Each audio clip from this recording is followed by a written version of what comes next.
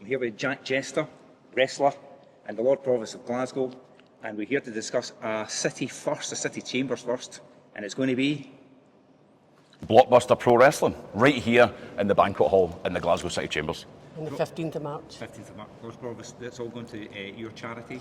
It is. It's going to all the charities that Lord Provost runs in the city, benevolent funds, so help children and the elderly and vulnerable citizens. Now, the great and the good and Jack Jester have been in here. I keep telling them. You've been talking to him before. We've had Nelson Mandela here, we've had Sir Alex Ferguson getting the Freedom of the City, yeah. Sir Billy Connolly, Elaine C. Smith is coming in. Elaine C. Smith is next Friday for us, Freedom of the City, yeah. Fantastic. But you do want to open up this to everyone. I want the children and the families in the city to actually know that this is their building and they're welcome in here, and I thought the wrestling would be the ideal opportunity to bring them in. And Jack, you've walked by this building all your days. You never thought you'd be coming in here to have a scrap, did you? No, never in my wildest dreams. So I've walked past this building 1,000 times, and the first time I ever came in here, I was stunned by how amazing the place was. When we first had the meeting about maybe running an event for the 850th birthday, we'd spoke about different venues around Glasgow, and then I came in here and it was game over. So, so then it was me trying to figure out how I was going to convince the Lord Provost to let wrestling in here, and thankfully it didn't take much convincing. How long did you think about it for?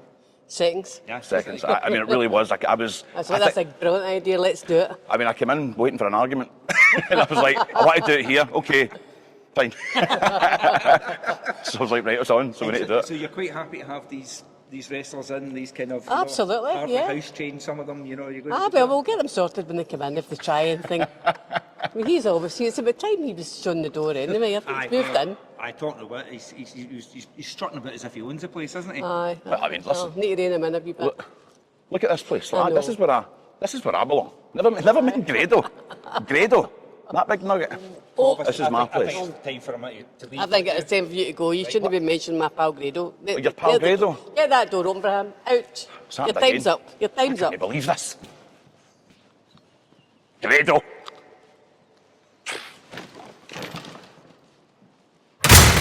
You've wrestled in some amazing places, I take it, and some dives as well, I imagine. Oh, right. More dives than these places. Right. Tell us the place you used to train in when you were a teenager. You used to have snow coming in the building. Oh my God. So I started wrestling training when I was at high school. To this day, it was a fluke because I was in my art department and I walked out and there was a bit of yellow paper face down on the floor. And if it was white paper, I would have walked right past it. I picked it up and when I turned it round, it says, "Do you want to be a wrestler?" And it was red print on yellow paper. It was weird, right? But if I hadn't seen that wee yellow bit of paper, I wouldn't have started. Turns out the training school was just in the back of my high school.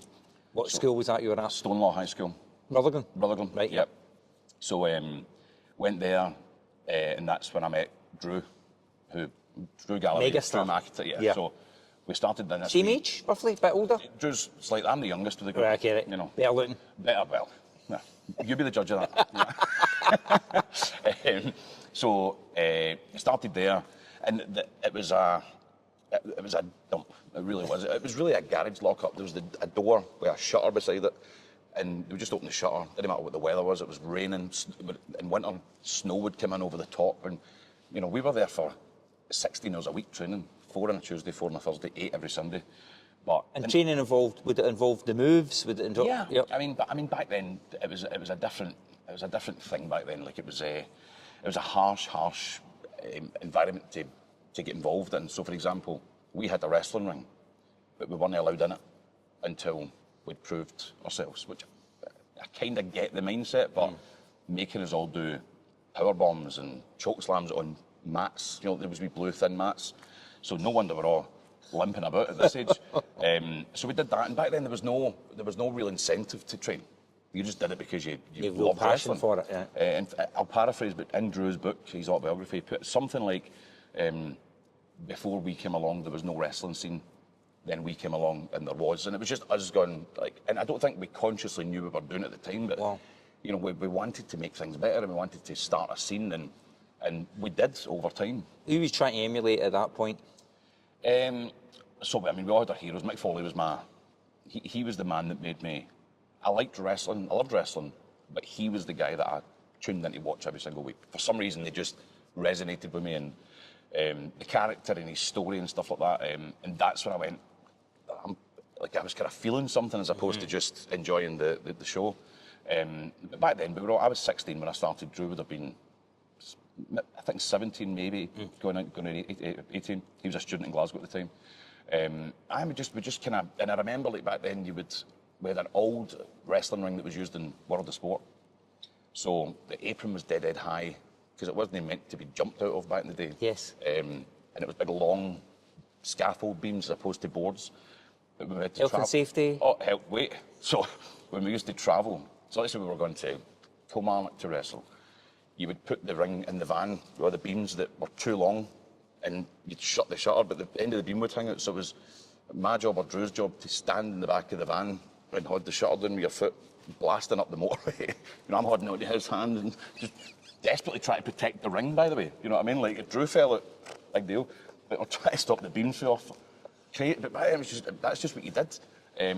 But like, as years go on, I don't think you really notice the changes that have came about. And when I'm talking about this kind of stuff, to now be sitting in here, it's a massive deal for me personally and professionally, because I'm Glaswegian.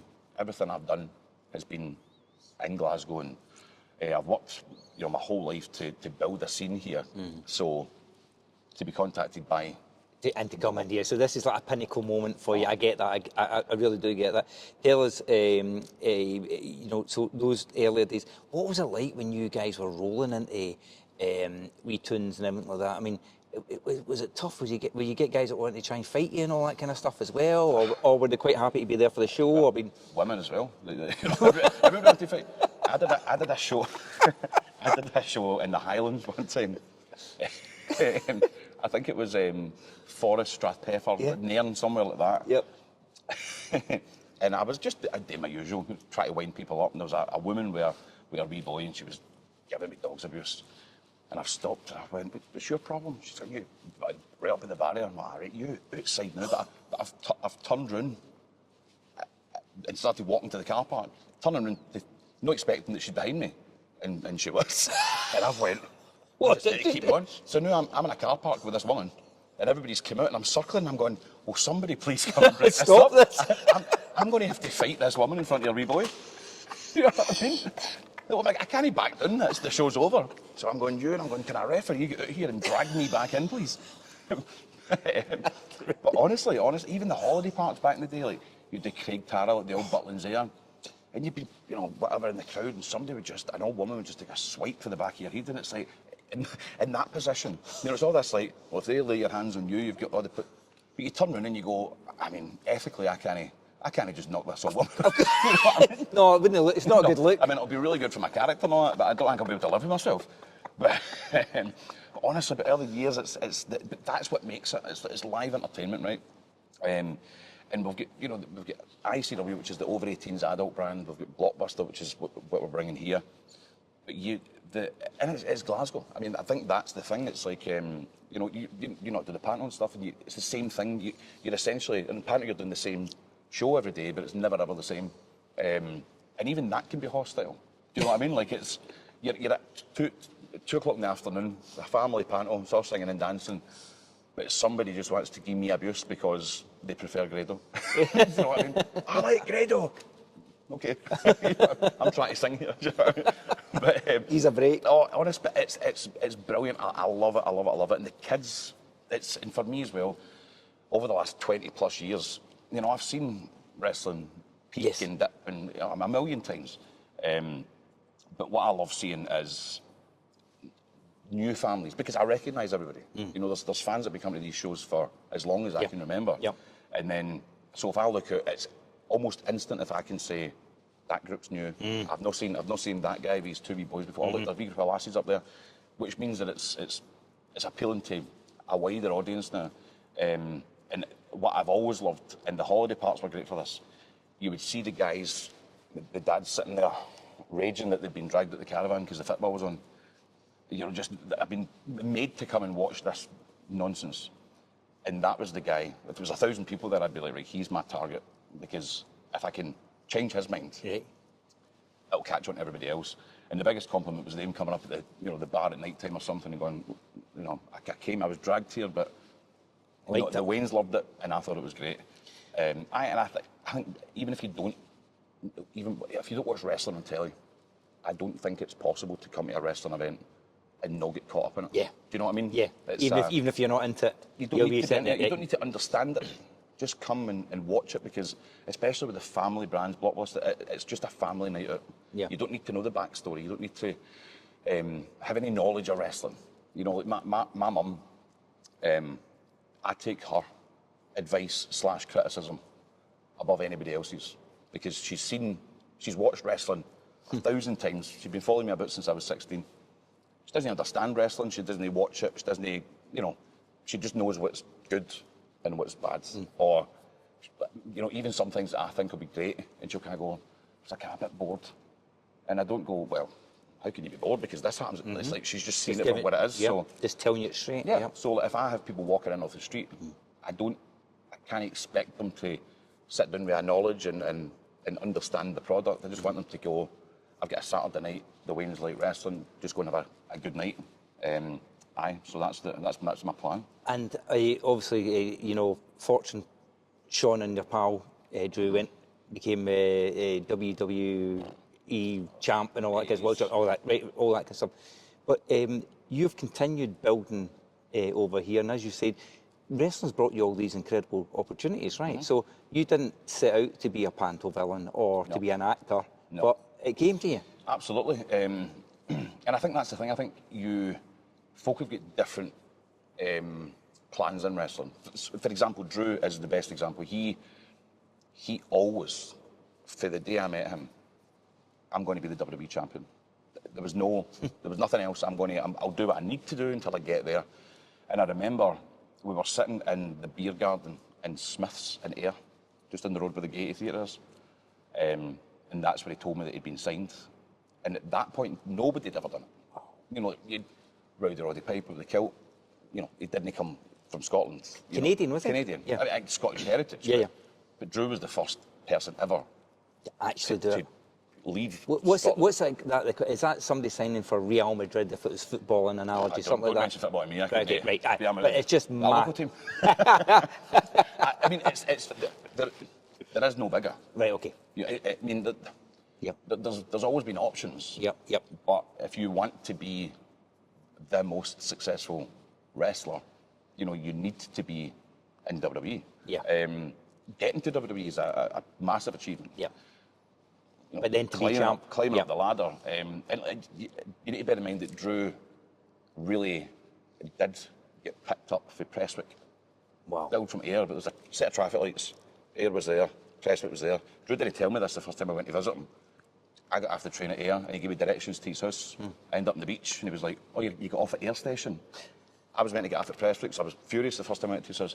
But it was this tiny, and see if you see Drew's, the house that he grew up in, it's like a Wendy house. And you go, how did you ever fit in here? Do you know what I mean? But to think he went from there straight to America, plunged straight into this, the biggest world imaginable. It was in telly within 2 weeks, which is, unheard of as well. But Drew's he's climbed, the first Scottish person to win the Royal Rumble. Yeah. The first Scottish person to headline WrestleMania. The first Scottish person to win the WWE Championship.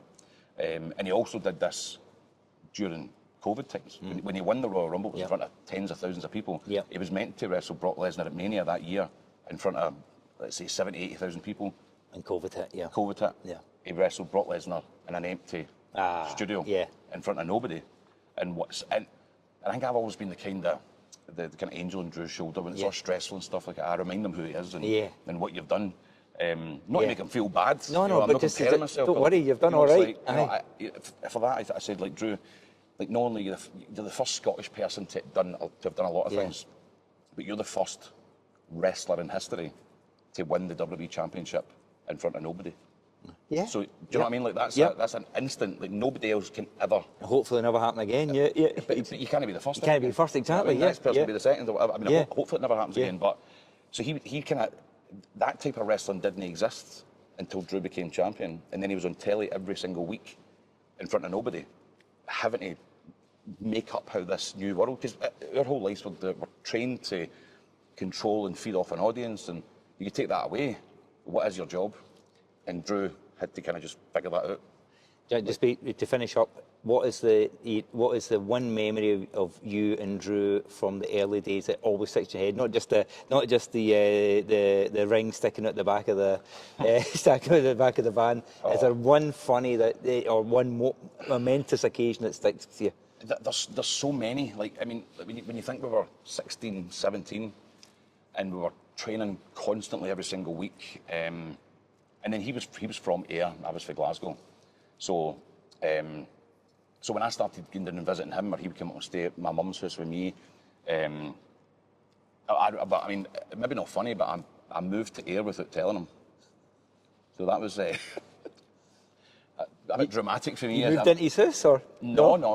So I'd went down to see Drew, and we went to the gym, and I met one of the personal trainers in the gym, and I started going out with her, and put all the plans in place for me to move to Ayr. But again, me being an attention seeker, I thought I'll leave this as a surprise. So I moved all my stuff down, and I went to his house, pretending that I just came to Glasgow, and we were walking through the Ayrton Centre. I was like, I just need to jump up here for a wee second. And so, where are we going? I was like, I just need to. So I've let myself into this house. Drew's going, who lives here? I went, come in. As if I was breaking in. And he was like, what are you? I says, I've moved to Ayr. He went, no. I went, open that wardrobe. When he saw my clothes, he was like, you have moved to Ayr. Nobody in Ayr dresses like that. So you certainly stood out. We were the two guys in Ayr with long hair, right? I mean, Drew's 3 foot taller than me, but to this day, if I go drinking in Ayr, I'll text Drew saying, doing a pub crawl in Ayr, and he'll reply saying, you're welcome, because I don't pay for a drink all day. They think I'm him. I watched you the telly last night. You must do something at travel. I'm going on knackered. Back and forward, press break to, I'm up to hide over this. Fantastic. It's got his benefits, do you know what I mean? Thanks very much for your time. Hope it goes well here. Man. Cheers, Mark. Thank you.